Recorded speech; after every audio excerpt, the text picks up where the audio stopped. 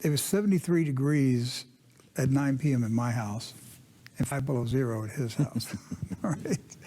So, but he was talking about what he had just seen on True last night. He called just to talk about it. And I brought up somebody named Vladimir Zhirinovsky.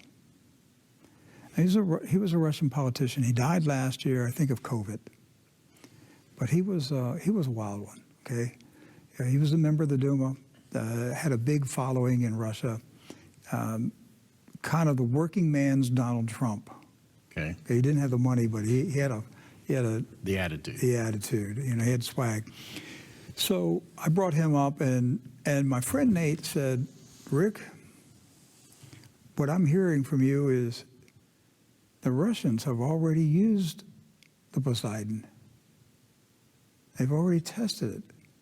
So I'm going to walk you through this, and I'm going to show you what my friend Nate and I came to the realization last night, that the Russians have already tested this on a country.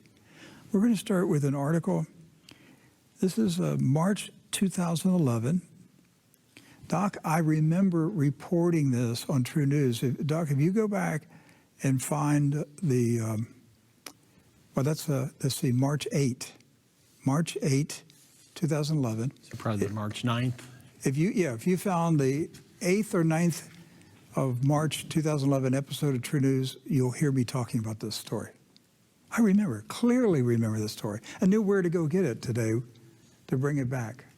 It was stuck in my head. I remembered this story very clearly. Japan must develop nuclear weapons, warns Tokyo governor. And this was the politician at that time, the governor of Tokyo, was a hardliner. He wanted to rebuild Japan's military empire. Now, and remember, in that time frame for our audience, we were still a long ways off from even considering rebuilding Japan's military. Now we're full throttle into it. Oh, yes. Japan and the U.S. just 2 weeks ago signed brand new defense agreements. Yes, that was a very radical statement. But Doc, he didn't say Japan needs an army. No. He said Japan needs nuclear weapons. Right. And then he named the countries that they would use them on. Yes.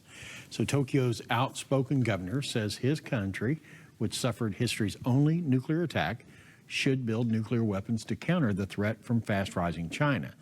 In an interview with The Independent, Shintaro Ishihara said Japan could develop nuclear weapons within a year and send a strong message to the world. So he goes on to say all our enemies, China, North Korea, and Russia, all close neighbors, have nuclear weapons. Is there another country in the world in a similar situation? Now, something for our audience to realize, too, is technically Russia and Japan are still fighting World War II. Yes, they've never settled World War II. Right. And now, we heard that with our own ears ourselves again at the St. Petersburg meeting back in 2018. And it was the first time I was aware that World War II has not been settled. Right, and it all hinges on the Kuril Islands, and that has not been settled. Because Shinzo Abe was on the stage, and Putin and Shinzo Abe, who got assassinated last year. Right.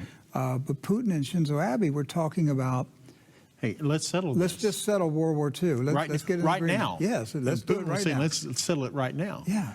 So in this 2011 article, the governor of Tokyo, Mr. Ishihara, called Russia an enemy. Right.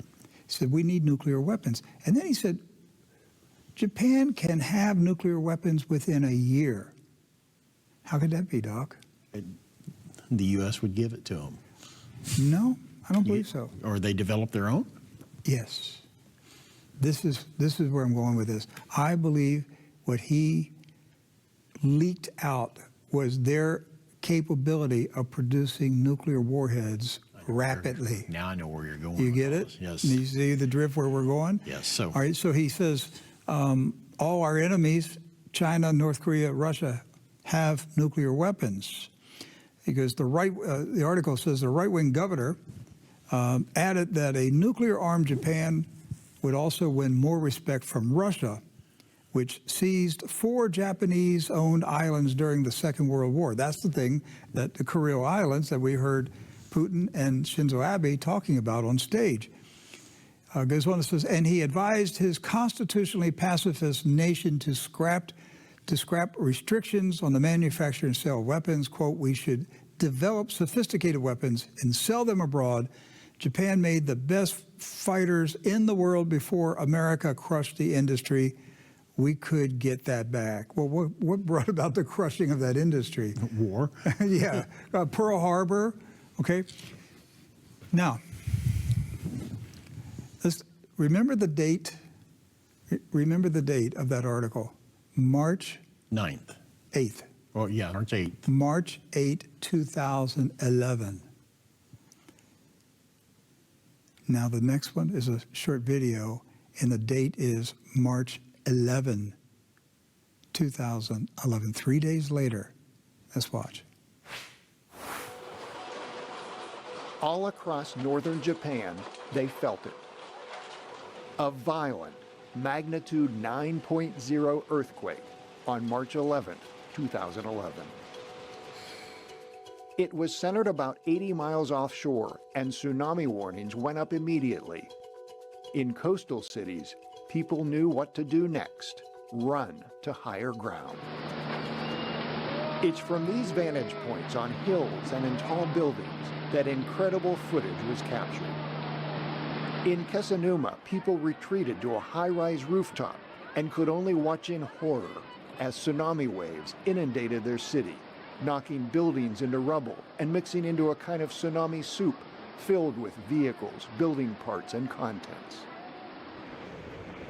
Seawater cascaded over sea walls and into cities.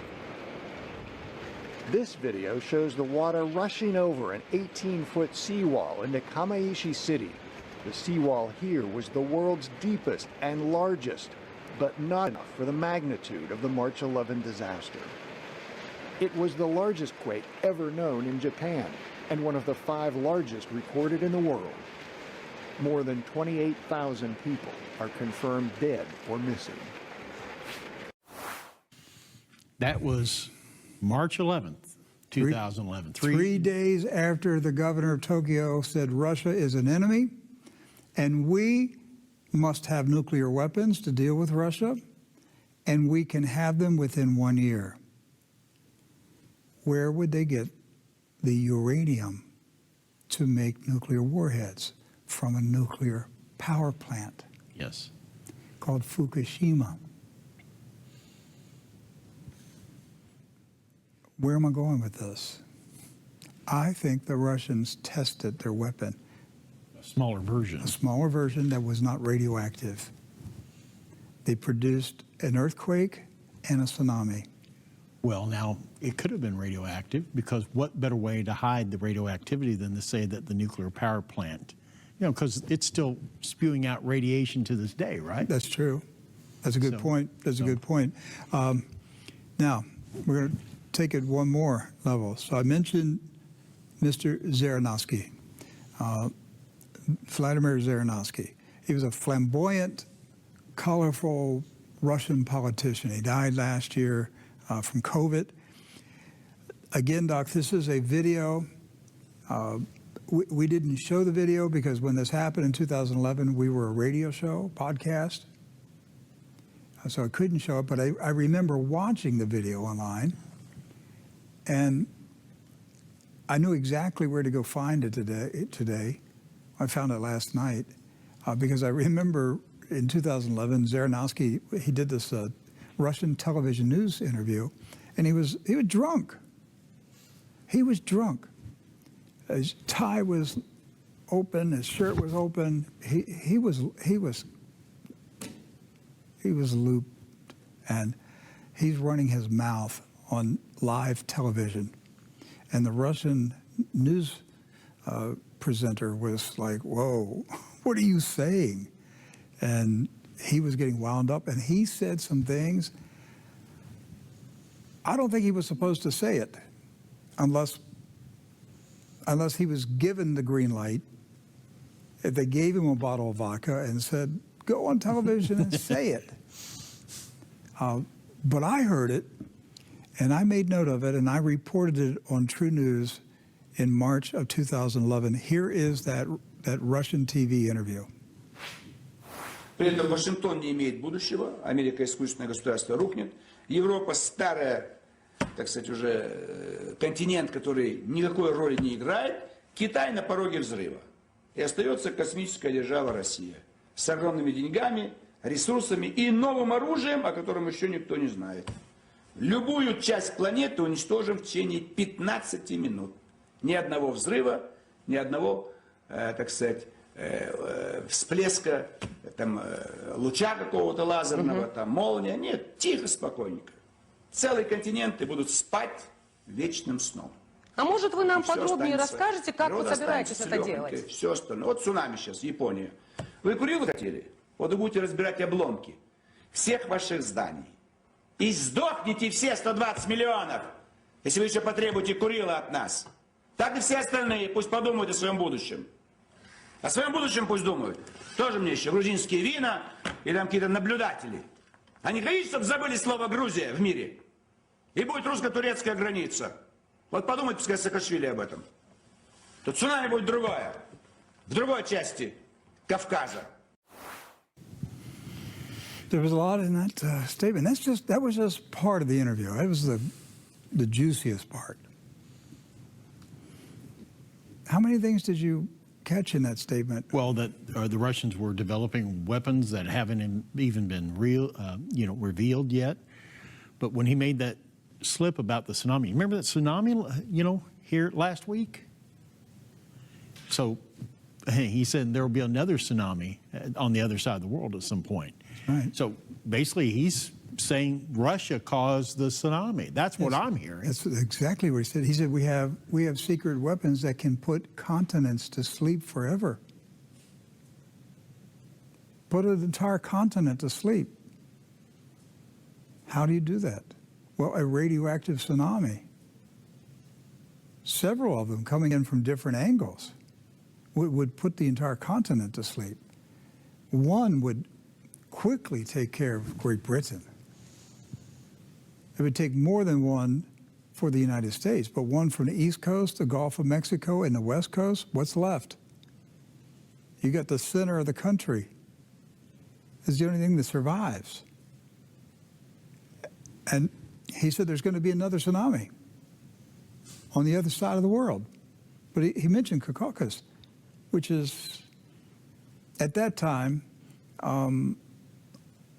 Obama and Israel, they had a war going in Right. Georgia and South Ossetia. Right. And actually, that interviewer, that was on Georgian television. Wasn't Russian, it was Georgian? Georgian television. So he was making an appearance on Georgian television, so that brings that back around to the Caucasus there. Should we play that again? Because It'd probably be a good idea, so Yeah. our audience can really absorb, because there's a ton of information in Yeah. what he said. yes, this time don't look at his face and his actions and his hands. Just read the English subtitles and absorb what he threatened. При этом Вашингтон не имеет будущего, Америка искусственное государство рухнет, Европа старая, так сказать, уже континент, который никакой роли не играет, Китай на пороге взрыва. И остается космическая держава Россия с огромными деньгами, ресурсами и новым оружием, о котором еще никто не знает. Любую часть планеты уничтожим в течение 15 минут. Ни одного взрыва, ни одного, так сказать, всплеска, там, луча какого-то лазерного, там, молния. Нет, тихо, спокойненько. Целые континенты будут спать вечным сном. А может, вы нам И всё подробнее останется, расскажете, как вы природа собираетесь останется это легонькой, делать? все остальное. Вот цунами сейчас, Япония. Вы Курилы хотели? Вот вы будете разбирать обломки всех ваших зданий.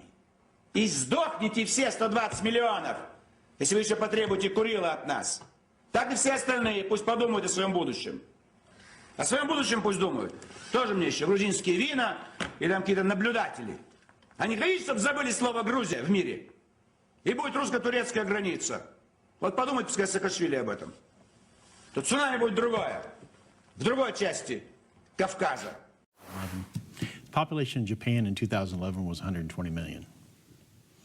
So he was making the case. We'll take out all of Japan. Yes, you want to fight us over the Kuril Islands? We'll take all of you out. Now, that interview was, I believe it was March. May of 2011. So two months after the tsunami in Yes. Japan. And he connected the tsunami to Russian secret weapons. So if this is true, if he let something out, and whether intentionally or simply because he was drunk, the point is, excuse me, the Russians experimented with this tsunami weapon and took out Fukushima, which hundreds of thousands of people died. Right. And they're still dealing with the radioactivity to this day. Rick, do you think Japan was already developing nuclear weapons at Fukushima? Yes, yes. They had to be. If the governor of Tokyo was confident that they would have nuclear warheads in 1 year. Because you just don't start a nuclear weapons program and a year later have a nuke. I mean, it takes years of development. You've got... Okay, so Doc, if the Iranian leader said today, we're going to have nukes in 1 year, would the Israelis take them out immediately? Absolutely. You know they would.